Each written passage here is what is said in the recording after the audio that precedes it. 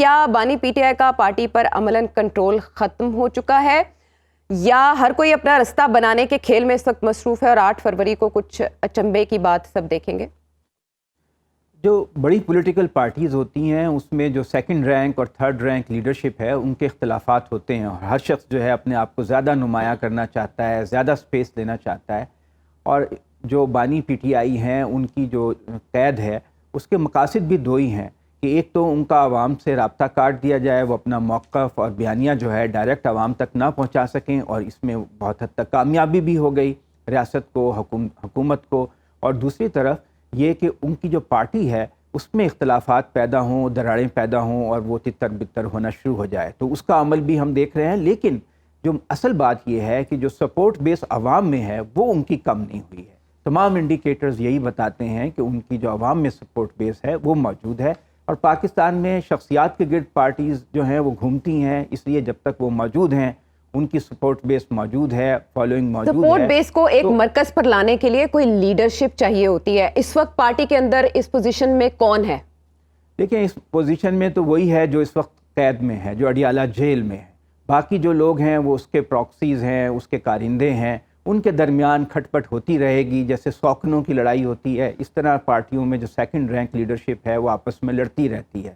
یہ ہم نے پیپلز پارٹی میں بھی دیکھا ہے، نون لیگ میں بھی دیکھا ہے. یہ بڑی پارٹیوں میں جو سیکنڈ رینک لیڈرشپ ہیں وہ ایک دوسرے سے اختلاف کرتے ہیں، اور جو یہ ایک نارمل بات ہے. اور جب جیل میں ہو کوئی آدمی اس کا کنٹرول تو ظاہر ہے کمزور ہو جائے گا. وہ تو اپنے کہتے ہیں میں کینڈیڈیٹس بھی کی لسٹ بھی پوری طرح نہیں دیکھ سکا، اس کو فائنل نہیں کر سکا. تو پی ٹی آئی کو اس لحاظ سے تو نقصان ہوگا کہ ان کی جو تنظیمی ڈھانچہ ہے وہ کمزور ہوگا، اور اب ان کا نشان بھی ختم ہو گیا. تو وہ خود کہہ رہے ہیں کہ لطیف کھوسہ صاحب کہ ہمارا شرازہ بکھیر دیا گیا پارٹی کا.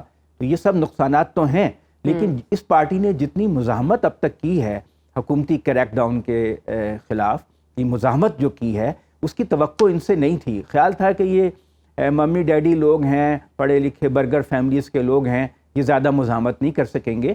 لیکن ان کے آپ دیکھ رہے ہیں ان کی خواتین بھی اس وقت قید میں ہیں، ان کے اوپر متعدد پرچے ہیں، ان کے لوگ روپوش ہیں، بہت سے گرفتار ہیں. اس کے باوجود کہ ان کی جو فرسٹ رینک جو تھی پہلی ترجیح تھی کینڈیڈیٹس کی، اس کو کاغذات نہیں اس کو جمع کرانے دیے گئے یا ان کو نااہل کر دیا گیا. لیکن انہوں نے بڑی تعداد میں 850 لوگوں نے ان کے کاغذات بھی جمع کرائے.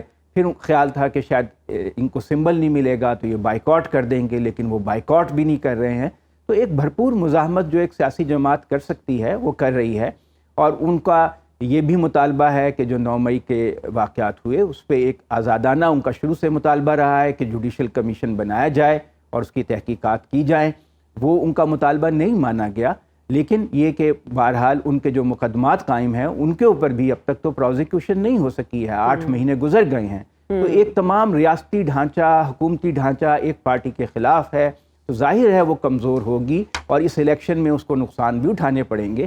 لیکن جتنا ایک سیاسی جماعت جو ہے ہمارے حالات میں مزاحمت کر سکتی ہے، پی ٹی آئی وہ مزاحمت کر رہی ہے. گزارش یہ ہے کہ جب ایک ارتقاء پاکستانی معاشرے کا بھی تو ہو رہا ہے نا، ایک تنظیم بنی ہے، ایک مڈل کلاس کی، ایک ایجوکیٹڈ مڈل کلاس کی ایک بڑی جماعت ہے. اور میں سمجھتا ہوں کہ یہ اگر آپ اس کو پازیٹیولی دیکھیں تو پاکستان کا سیٹ بھی ہے. اس کی سندھ میں بھی روٹس ہیں، کے پی میں بھی ہیں، پنجاب میں بھی ہیں، ایک یونیفائنگ فورس ہے. یہ جو سپورٹ بیس عمران خان کی ہے یا بانی پی ٹی آئی کی سپورٹ بیس ہے، یہ بعد میں اپنی خود ہی کوئی نہ کوئی لیڈرشپ بھی اپنے اندر سے اس کے ایوالو کر جائے گی. اور جو لوگ ہیں جو اس میں زیادہ، جیسے اب شیر افضل مروت خود ہی اپنی کوشش سے آگے بڑھ گئے نا، تو اسی طرح اور لوگ بھی آگے بڑھ جائیں. فرزند راولپنڈی کو کیوں دوبارہ گرفتار کیا گیا عدنان عال صاحب؟ دیکھیں جو شیخ رشید کا معاملہ ہے وہ تو یہ ہے کہ وہ پوری طرح نہ اس سائڈ پر ہیں نہ اس سائڈ پر ہیں.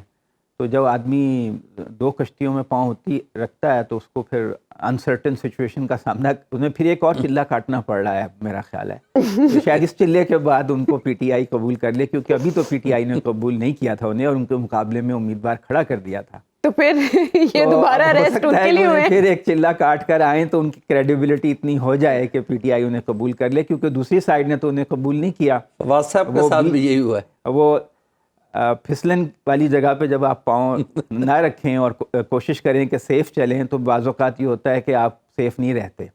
اب یہ ہے کہ ملاقات کی آپ بات کر رہی ہیں تو نواز شریف اور مریم جو ہیں ان کے بارے میں ایک عمومی تاثر تو یہی ہے کہ سارا موافق صورتحال ہے، اور اگر وہ جس طرح کے اس وقت کریک ڈاؤن ہے پی ٹی آئی پہ تو ان کی حکومت بننے کے چانسز زیادہ ہیں. تو ظاہر ہے کہ جو لوگ بڑے اعلیٰ عہدوں پر ہوتے ہیں تو پھر وہ پہلے سے پلاننگ تو شروع کر دیتے ہیں، تو انہیں ملاقات تو ان کی ایک سے زیادہ ہوتی ہوں گی کیونکہ وہ اس پوزیشن میں ہیں اس وقت. اور انہوں نے ایک بڑی ملاقات کے چرچے ہیں، وہ آپ بتائیں گے لوکیشن، خبریں کس نوعیت کی آ رہی ہیں، اس میں کیا ڈسکشن ہیں؟ اب میں کوئی بات کر دوں پھر اس کی تردید آ جائے گی یا نون لیگ کی طرف سے یا اور کسی حلقے سے، تو مناسب نہیں ہے کہ کوئی ایسی بات کی جائے. اس سچویشن میں تو پار شیئرنگ ہی ہوگی نا پی ٹی آئی کو، تو اب جو کرنا تھا وہ تو سب کو نظر آ رہا ہے کہ پی ٹی آئی کے خلاف ایک فضا ہے اور اس پہ کریک ڈاؤن ہو رہا ہے. حکومتی حلقے، حکومتی سرکاری مشینری پی ٹی آئی کے خلاف سرگرم ہے. تو یہ تو ایک بہت نیچرل سی بات ہے کہ ان کی ملاقات نہیں ہوگی تو کیا کس کی ہوگی؟ کیا شاہ محمود قریشی کی ہوگی جو کہ یہ کہہ رہے ہیں کہ مجھے کہا گیا تھا کہ آپ پی ٹی آئی چھوڑ دو اور میں نے انکار کر دیا.